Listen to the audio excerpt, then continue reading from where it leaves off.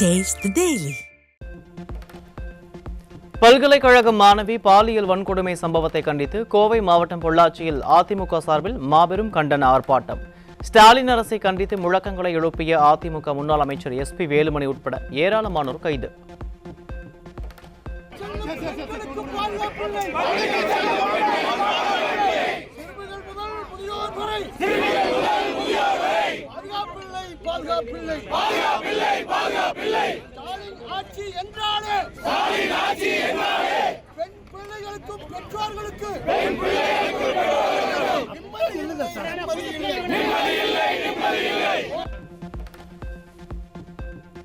சட்டம் ஒழுங்கை பாதுகாக்க தவறிய நிர்வாக திறனற்ற திமுக அரசை கண்டித்து நாமக்கல்லில் முன்னாள் அமைச்சர் தங்கமணி தலைமையில் மாபெரும் கண்டன ஆர்ப்பாட்டம்.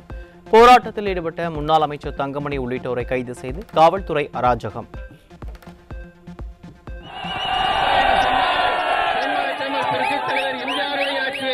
மாண்புமிகு அம்மாவுடைய ஆட்சியை அண்ணன் எடப்பாடியார் தலைமையில் அமைப்போம் அமைப்போம் அமைப்போம் என்று சொல்லி குற்ற செயல்களில் ஈடுபடுவோர் மீது நடவடிக்கை எடு. மூழ்கடிக்காதே மூழ்கடிக்காதே. நிர்வாக திறனற்ற திமுக ஆட்சியில் சென்னை உட்பட பல்வேறு மாவட்டங்களில் அரங்கேறும் பாலியல் வன்கொடுமை சம்பவத்தை கண்டித்து விழுப்புரத்தில் அதிமுக நாடாளுமன்ற உறுப்பினர் CV சண்முகம் தலைமையில் போராட்டம். யார் அந்த சார் என கேள்வி எழுப்பி முழக்கமிட்ட அதிமுக MP உள்ளிட்ட கழக நிர்வாகிகள் பலரை கைது செய்த விடியா அரசின் ஏவல் துறை.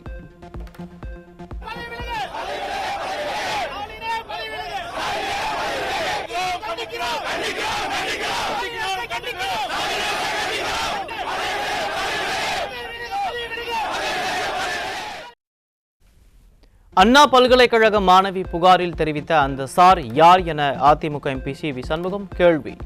பாதிக்கப்பட்ட மாணவி புகாரில் தெரிவித்த அந்த சாரை ஸ்டாலின் அரசு காப்பாற்ற நினைப்பதாக குற்றச்சாட்டு. இன்றைக்கு வெளியில வந்து புகார் அளித்திருக்கிறார். யார் அந்த சார்? ஏன் இந்த அரசு அந்த சாரை காப்பாற்ற துடிக்கிறது? ஏன் இந்த போராட்டத்தை முடக்க பார்க்கிறது?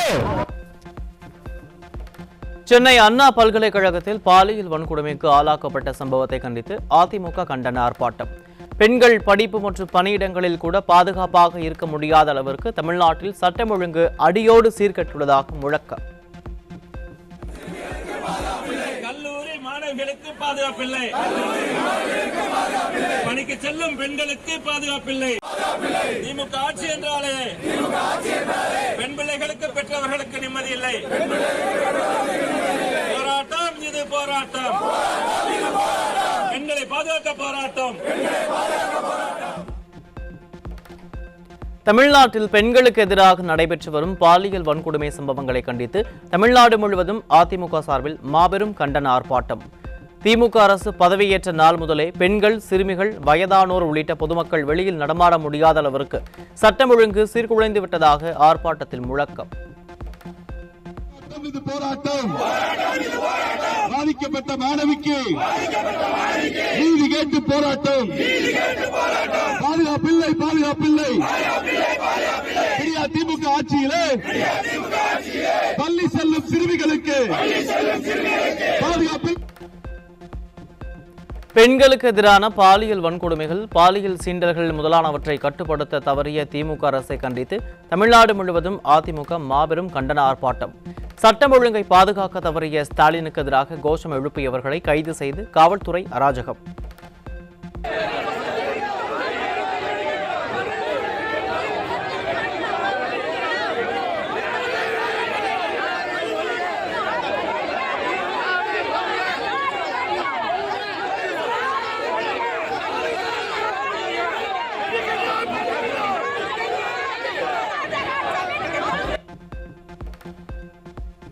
சென்னை அண்ணா பல்கலைக்கழக மாணவி பாலியல் வன்கொடுமை வழக்கில் அனைத்து உண்மை குற்றவாளிகளும் பிடிபட்டு பாதிக்கப்பட்ட மாணவிக்கு நீதி கிடைக்கும் வரை அதிமுகவின் போராட்டம் தொடரும். கழக பொதுச் செயலாளர் எடப்பாடி K பழனிசாமி அறிவிப்பு.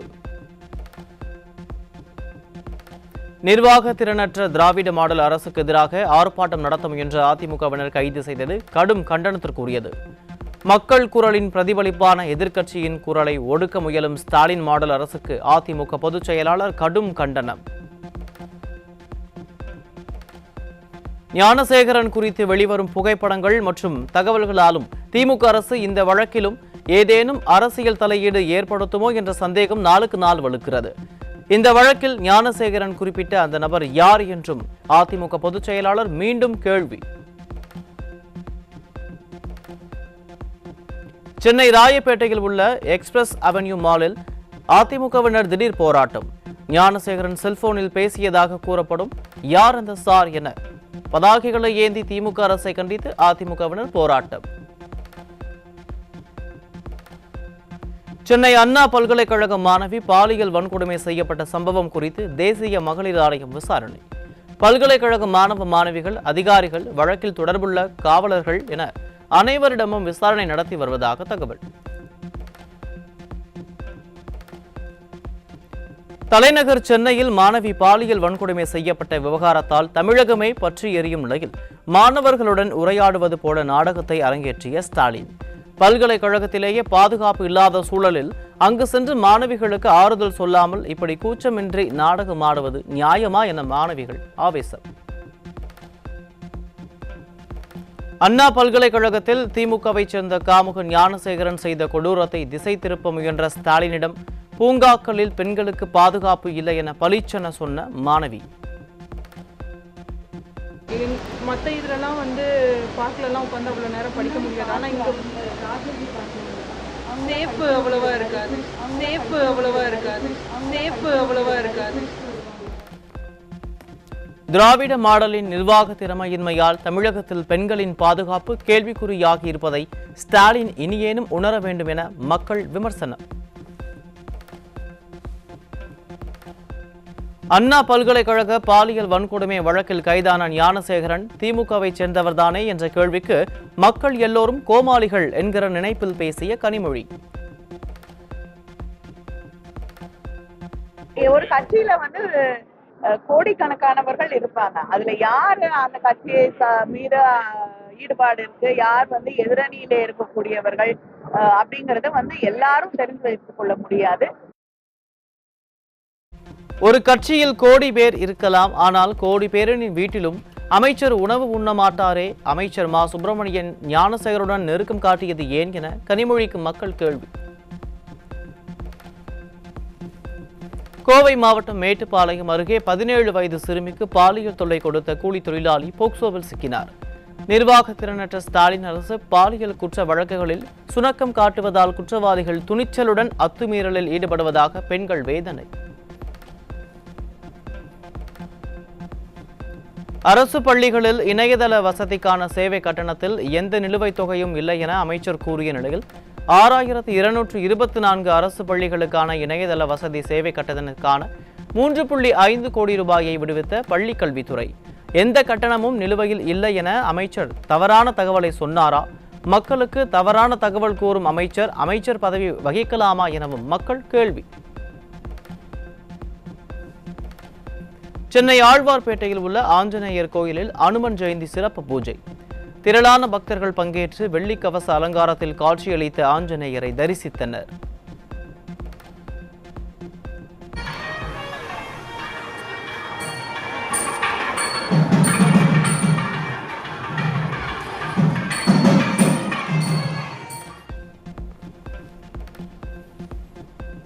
தூத்துக்குடியில் திமுக நிகழ்ச்சிக்கு திருட்டுத்தனமாக மின்சாரம் எடுத்த திமுக உடன்பிறப்புகளை படமெடுத்த செய்தியாளருக்கு மிரட்டல்.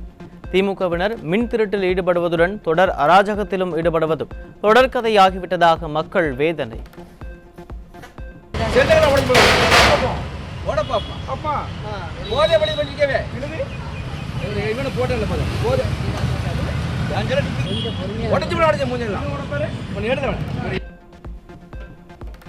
திருத்தணியில் கடந்த 60 நாட்களில் 60 இருசக்கர வாகனங்கள் திருடப்பட்டிருப்பதாக அதிர்ச்சி தகவல். தொடர் திருட்டு சம்பவங்களால் வாகனங்களை வெளியே நிறுத்துவதற்கே அஞ்சுவதாக பொதுமக்கள் வேதனை. அனுமன் ஜெயந்தியை முன்னிட்டு தமிழகம் முழுவதும் ஆஞ்சநேயர் கோவில்களில் சிறப்பு வழிபாடு. ஆயிரக்கணக்கான பக்தர்கள் கலந்து கொண்டு சுவாமி தரிசனர்.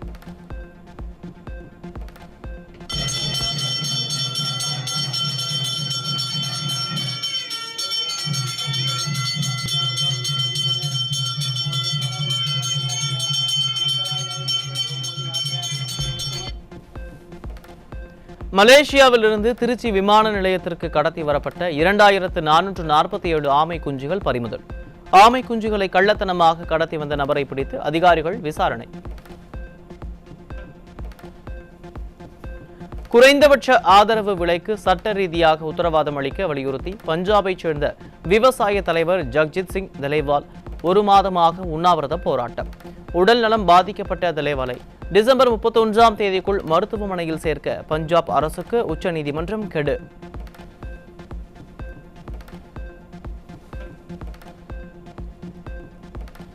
மகரவிளக்கு பூஜைக்காக சபரிமலை ஐயப்பன் கோயில் நடை இன்று மாலை 4 மணிக்கு மீண்டும் திறக்கப்படுகிறது.